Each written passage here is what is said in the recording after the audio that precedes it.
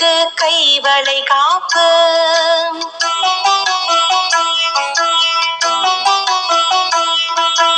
ஆடிப்பூர நாயகிக்கு சந்தன காப்பு.